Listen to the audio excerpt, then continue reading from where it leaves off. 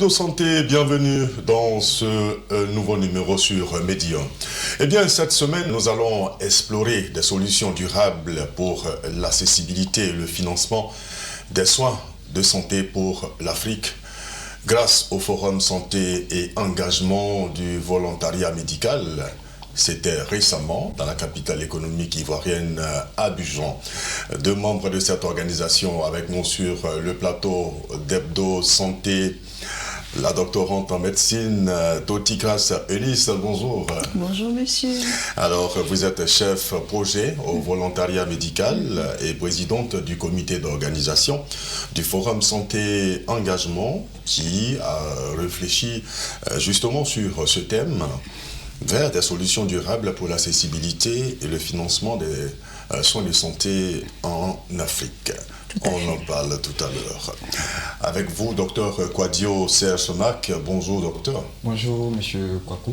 Alors, vous êtes médecin généraliste, effectivement, coordinateur de projet, secrétaire général du bureau exécutif national du volontariat médical et coordinateur général du projet de ces 25 ans, les 25 ans du volontariat médical sont ans. Hein. Si.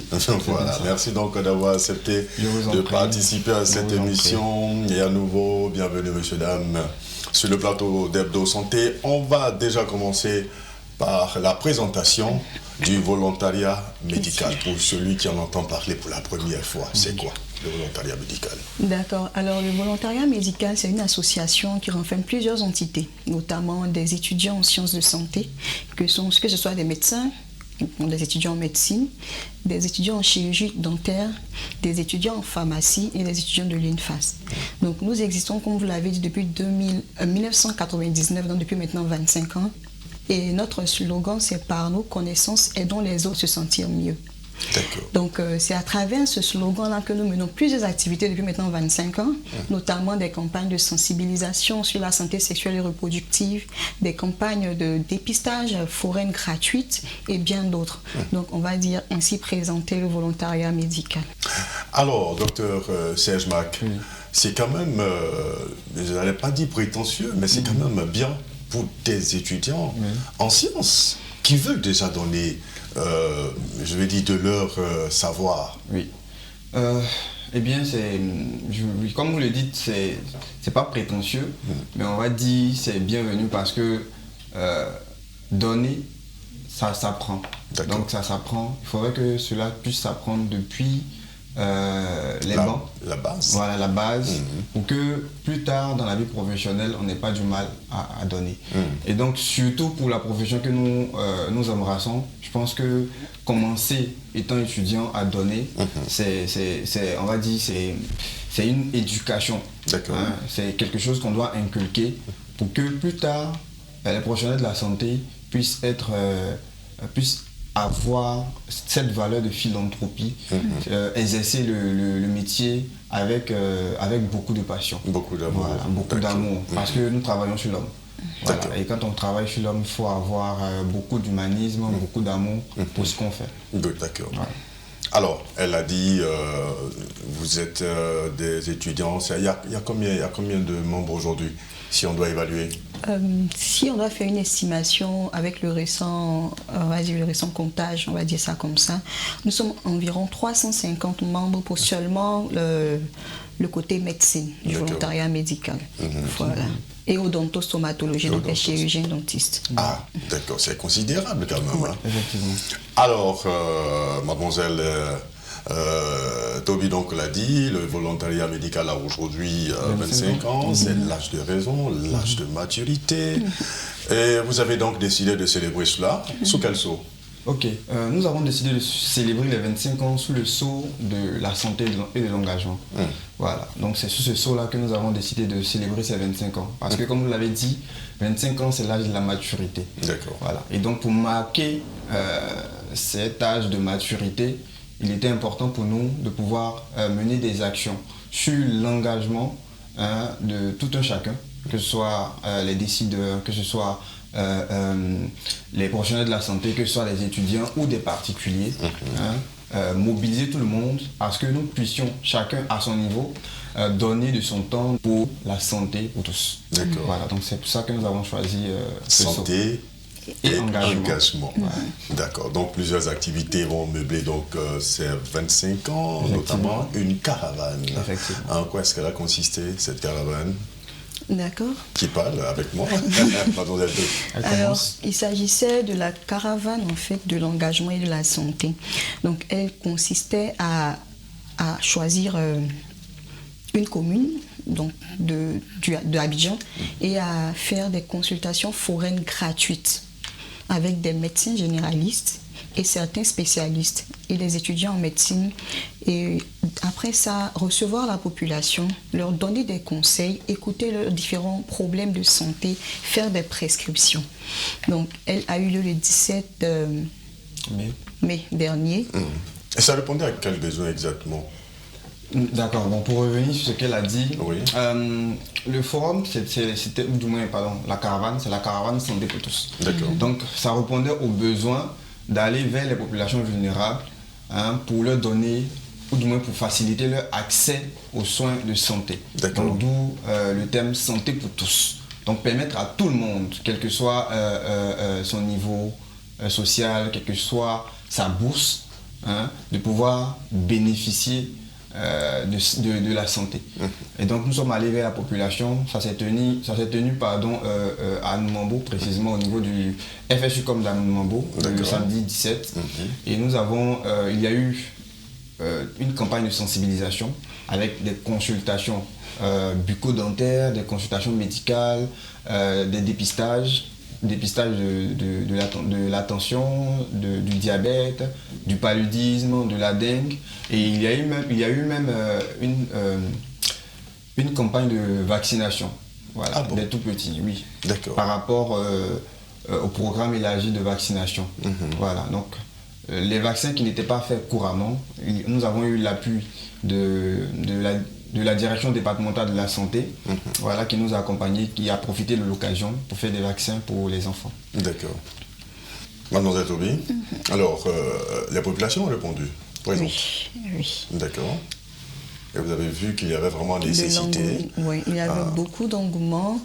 Et surtout, ça nous a fait comprendre qu'il y a un besoin, un gros besoin en matière de santé communautaire que nous devons combler. D'accord. Oui. Et vous pensez que ce genre d'action, ça règle le problème de l'accessibilité, non? On va pas utiliser le mot régler, mais on va plutôt dire que ça permet quand même de réduire l'écart au niveau de l'accessibilité. D'accord. Parce que comme le docteur l'a dit, le but c'était de permettre à tout un chacun, peu importe sa bourse, de pouvoir bénéficier de soins. Donc vous allez voir une maman qui se débrouille, on va dire, au marché, quand elle voit une occasion de venir pour se faire consulter gratuitement, mais elle est heureuse. D'accord. Donc pour moi, ça restreint un peu le champ d'action, ça aide en tout cas à améliorer les soins de santé, aller vers la population surtout. C'était payant ou gratuit? Gratuit, entièrement gratuit. Totalement gratuit. Une raison de plus. Oui. Pour corroborer un peu l'idée de Mademoiselle Toby. C'était entièrement gratuit. Voilà, on vous dit qu'il y a une campagne à côté du marché, et c'est gratuit, ben, il faut en bénéficier. Tout à fait. Il faut en profiter. Et c'est en même temps dit que il faudrait, parce que comme Mademoiselle Toby l'a dit, l'État fait déjà beaucoup en termes de santé.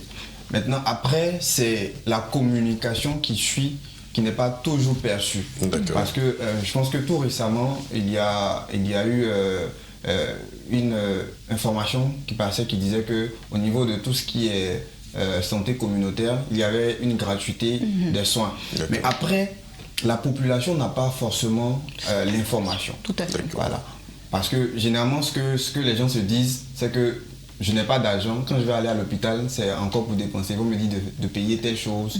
L'information selon laquelle le ministère permet donc aux bénéficiaires de la couverture maladie universelle d'être soignés gratuitement pendant une certaine période. Oui. Ah d'accord. Oui. C'est pas tout le monde qui a l'information. C'est pas tout le monde qui a l'information. Donc il faut communiquer davantage. Effectivement, il faut communiquer. Et même concernant la CMU, il faudrait faire en sorte que tout le monde puisse y adhérer. D'accord. Parce que l'information passe.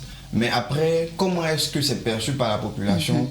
Voilà, ça laisse quand même souvent à désirer.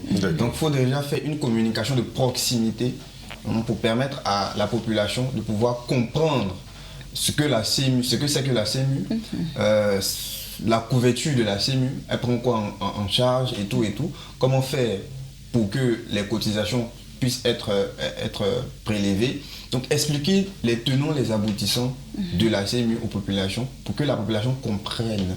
Une fois que c'est compris, je pense que pour adhérer, ça sera un peu plus facile. D'accord, je pense que la CNAM, le comité qui est chargé de piloter donc cette couverture maladie universelle est à pied d'œuvre, a poursuivi donc la sensibilisation. On va revenir donc aux 25 ans du volontariat médical. Après donc la caravane, il y a eu donc un forum santé et engagement sur le thème assez pertinent, je le dis encore, vers des solutions durables pour l'accessibilité et le financement des soins de santé en Afrique. Alors, qu'est-ce qui explique le choix de... Tout à fait. D'accord. Donc, déjà, pour ce qui est de l'organisation du forum, pourquoi ce thème? Comme le docteur l'a dit, on se rend compte que beaucoup de choses sont faites par l'État, mais faute de communication, c'est quand même difficile pour la population d'adhérer. Donc, nous, notre but, comme on l'a dit, c'est de permettre un rapprochement entre l'État, on va dire ça comme ça, les soins qui sont donnés et puis la population, afin que cette dernière puisse en bénéficier, on va dire ça comme ça. Donc, vers des solutions durables. Déjà, il était question pour nous de réfléchir sur qu'est-ce qu'on pourrait mettre en œuvre déjà, nous, à notre niveau, en tant qu'étudiants en médecine, membres du volontariat médical, afin de pouvoir permettre à la population d'accéder à des soins de qualité et qui sont peu coûteux. Donc, on a parlé lors de ce forum de la couverture maladie et on a eu le plaisir d'avoir avec nous Dr Tikwaï, qui est le directeur de l'économie de la santé en Côte d'Ivoire. Donc, on va dire que c'était l'une des têtes d'affiche de ce forum avec notre directrice scientifique, le professeur Petroni Akri Zembe, qui était notre marraine, on va dire ça comme ça, et qui a vraiment conduit la discussion. Donc, ce qui a motivé, pour revenir à votre question, à ce choix, comme je le disais déjà, c'est de rapprocher la population de cette information et des services de soins. Mais c'est surtout le bouleversement, on va dire, économique du point de vue de la restriction du financement extérieur. Donc, il était pour nous question aussi de pouvoir discuter de ce fait, de comprendre, maintenant qu'on a coupé tout ça, qu'est-ce qu'on fait pour que la santé puisse continuer à être, je ne sais pas si je formule bien, pour que la santé puisse être accessible à notre population. Qu'est-ce qu'on fait? Tout à l'heure, on prenait l'exemple des antirétroviraux. C'est USAID qui payait, qui finançait, on va dire comme ça, majoritairement les antirétroviraux. Et maintenant que USAID a été supprimé, qu'est-ce qu'on pourrait faire, nous, en tant qu'étudiants en médecine, et qu'est-ce que l'État fait afin de pouvoir permettre à ces personnes atteintes du VIH de continuer de bénéficier de ces soins? Oui, parce que c'est vous êtes déjà étudiant en médecine, vous êtes des futurs médecins, c'est vous qui avez en charge donc la santé des populations. Vous aurez besoin donc de ces médicaments que vous allez prescrire aux différents patients. S'il n'y a pas de financement, il n'y a pas de médicaments. Les traitements seront certainement pas possibles. Hein. Oui, tout à fait. Donc ça biaise la santé de ces personnes qui sont atteintes du VIH. Donc il était question pour nous de réfléchir sur toutes ces questions avec vraiment des éminentes personnalités de ce pays qui sont dans le domaine de la santé. Alors on a hâte de savoir, lorsque ces éminentes personnalités, effectivement, après réflexion, après échange, qu'est-ce qu'elles proposent comme... D'abord, on va prendre l'accessibilité des soins. Qu'est-ce qu'elle propose comme solution durable? D'accord. Donc, comme le docteur l'a si bien dit, il y a un gros souci de communication. Pas que l'État ne fait pas. L'État fait, mais la population ne sait pas que l'État fait. La population n'est pas au courant de certaines décisions qui sont prises par l'État. Donc là, on se dit que si on ne sait pas, on ne peut pas bénéficier. Et c'était vraiment là le premier souci avec, on va dire, la première question qui a été mise sur la table lors de cette activité. Il s'agissait pour nous et pour surtout les personnalités que nous avons invitées de vraiment insister sur la communication. D'accord, donc qu'on accentue la communication. Autour de cette thématique, autour de la carte, la CMU. Ça va être l'une des solutions durables. Oui. Et ensuite, quelle autre solution après la communication? Aller pas à pas. Voilà, c'est ce que aller pas à pas. Aujourd'hui, la carte, donc la CMU, ne couvre pas tous les soins. Nous le savons. Par exemple, quelqu'un qui a un cancer ne peut pas bénéficier des soins juste avec sa carte. Donc, aller pas à pas mener des plaidoyers afin que certains soins soient ajoutés à la carte CMU. D'accord. Voilà. Bon, je pense que je vais m'arrêter là, laisser la parole à docteur. Quelle autre solution durable? D'accord. Donc, comme elle a dit, comme solution durable, je pense que la CMU est quand même se place comme une solution durable. Après, c'est de permettre à ce que la population puisse adhérer, c'est de permettre à ce que la CMU soit mieux vulgarisée, voilà, pour que la population adhère mieux. Et qu'après adhésion, on puisse cotiser. Parce que c'est ce qui va faire, c'est ce qui va financer après les charges liées Quand vous dites la CMU, c'est la couverture maladie universelle, on appelle la sécurité sociale. Effectivement. Voilà, ça peut donc, avoir le nom selon le pays où on se trouve, d'accord. Effectivement. Donc je pense que une fois que cette couverture aura atteint son, on va dire son plein potentiel, je pense qu'après ça pourrait, du moins ça sera l'une des solutions durables. Autre chose, c'est comment on appelle ça, les partenariats publics-privés. Voilà, je pense que ça également, c'est quelque chose qui a été mis sur la table. Donc, il faudrait que, de plus en plus, la santé ne soit pas laissée seulement, comment on appelle ça, au niveau étatique. Il faudrait que les entreprises puissent participer à leur niveau. C'est une piste à explorer. C'est une piste à explorer, effectivement. Maintenant, à côté de ça, il y a également tout ce qui est assurance, voilà, tout ce qui est... voilà. Donc, tout ça, ce sont des solutions qui pourraient être explorées. D'accord. Voilà. J'aimerais ajouter quelque chose, un point aussi qui est très important, la prévention. Donc, on a des gestes qui nous permettent de nous éloigner le plus possible de la maladie. Vous allez voir qu'on n'aura pas à dépenser beaucoup d'argent pour se faire soigner. Expliquez-nous. Je prends un exemple palpable, le choléra. On sait que c'est une maladie des mains sales, on va dire une maladie du péril fécal. Donc, si on dit à la population, lavez-vous les mains, peu importe l'endroit où vous êtes, même si c'est même avant de manger, après être allé aux toilettes, même en rentrant du travail, ayez ce réflexe de vous laver les mains, vous allez voir que l'incidence, donc la survenue de cas de choléra va considérablement diminuer et on n'aura pas à dépenser des millions pour la prévention, le traitement, l'achat des médicaments contre le choléra. Je prends aussi le cas par exemple parce que j'ai dirigé un projet sur la santé sexuelle et reproductive, donc la sensibilisation autour de cette thématique. Aujourd'hui on a parlé du VIH. Comment éviter le VIH? C'est par le port de préservatifs, c'est par des rapports sexuels protégés et surtout un comportement sexuel qui est raisonnable, qui est responsable également. Donc dire à la population que c'est vrai, mais vraiment protégez-vous. Vous allez voir qu'on n'aura pas autant de cas de VIH chaque année comme incidence. Et ça va permettre de protéger la population. Donc si l'État doit dépenser 20 milliards, je dis n'importe quoi, dans l'achat des antirétroviraux, vu que l'incidence a considérablement diminué, c'est trop, c'est 1 milliard. Je veux vraiment être très pratique dans ce cas. Donc moi, je voudrais vraiment insister sur la prévention. Et ça passe par la communication, par l'information et par l'éducation de la population. Pour un dernier cas, aujourd'hui, on parle de l'insuffisance rénale. Qu'est-ce qui donne l'insuffisance rénale? L'abus des médicaments. On a aussi l'utilisation de certains produits. Donc, je vais prendre un cas palpable pour les jeunes filles qui se dépigmentent la peau. Quand tu te dépigmentes la peau, ça a une conséquence intrinsèque et à long terme sur tes reins. Et après, on vient dire, ah, elle est jeune, mais elle a une insuffisance rénale. C'est quitté où? Pourtant, c'est ça. Donc, dis à la jeune fille que quand tu prends le produit, c'est vrai que tu es belle devant les gens, mais voici ce que ça va entraîner peut-être 5 ans après. Et tout à fait. Et la charge, le coût vraiment de la prise en charge de l'insuffisance rénale est tellement élevé. C'est vrai qu'il y a des actions qui sont faites par l'État afin de réduire par exemple la dialyse et tout, mais nous en tant que praticiens on se rend compte que de plus en plus de jeunes nous viennent avec ce genre de pathologies qu'on croyait être des pathologies pour des personnes âgées, l'insuffisance rénale, l'hypertension artérielle, tout simplement parce que on n'a pas une bonne hygiène de vie, on n'a pas un bon, on va dire comme ça, un bon mode de vie. Donc là il est important d'insister sur la prévention. Je pense que si la prévention est bien faite, vous allez voir que tous ces petits problèmes là seront réglés. C'était une piste qu'on a vraiment sur laquelle vous avez beaucoup insisté. Ça va permettre donc à l'État, aux différents États africains, si les acteurs de santé jouent leur rôle et que les populations suivent, on va pouvoir donc faire l'économie. Alors, comme activité, vous allez terminer donc par un dîner gala. Ça sera pourquoi? C'est pourquoi faire? D'accord. Déjà, le dîner gala vient pour la célébration des 25 ans. Voilà, vu que nous célébrons nos 25 ans.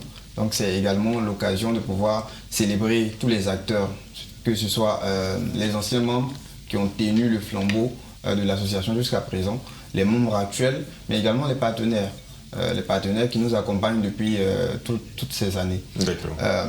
Également, le dîner gala aura pour but de collecter des fonds pour soutenir la prise en charge des enfants atteints de maladies rénales, spécialement les enfants atteints de l'insuffisance rénale. En fait, ce qu'il faut savoir, c'est que au niveau de l'insuffisance rénale, la plupart des gens savent que par exemple les adultes peuvent avoir une insuffisance rénale, mais tout le monde ne sait pas que les enfants également peuvent être atteints de l'insuffisance rénale. Et au niveau de la dialyse, comme mademoiselle Toby l'a dit, la dialyse pour les adultes est subventionnée. Ça coûte environ 1750 au public pour une séance de dialyse. Pour les enfants par contre, la dialyse coûte 80 000 francs la séance. Ah. Voilà. Alors que pour une personne qui a une insuffisance rénale, c'est au moins deux dialyses dans la semaine. Donc le temps de voilà. de faire des lobbying, le temps de faire des plaidoyers pour que chez les enfants également ce soit subventionné. Vous allez collecter un peu de fonds pour leur venir en aide. Effectivement. Donc c'est un dîner de charité qui va permettre de collecter des fonds pour soutenir la prise en charge des enfants. Parce que comme nous l'avons dit il y a 25 ans, c'est avec le sceau de la santé et de l'engagement. Donc appeler tout le monde pour qu'ensemble nous puissions prendre l'engagement de pouvoir mobiliser assez de ressources, assez de fonds pour soutenir la prise en charge de ces enfants dont les parents font face à des prises en charge concernant la maladie qui sont souvent onéreuses. Bien sûr. Alors, les perspectives pour le volontariat médical après la célébration des 25 ans, ça serait quoi? D'accord. Après la célébration des 25 ans, déjà ce que nous voulons faire, c'est renforcer les différents partenariats que nous aurons à tisser durant ces célébrations, renforcer et développer encore plus de partenariats pour que d'aventure les activités puissent être un peu plus facilitées. Autre chose, c'est développer des projets plus impactants. Voilà, développer des projets plus impactants.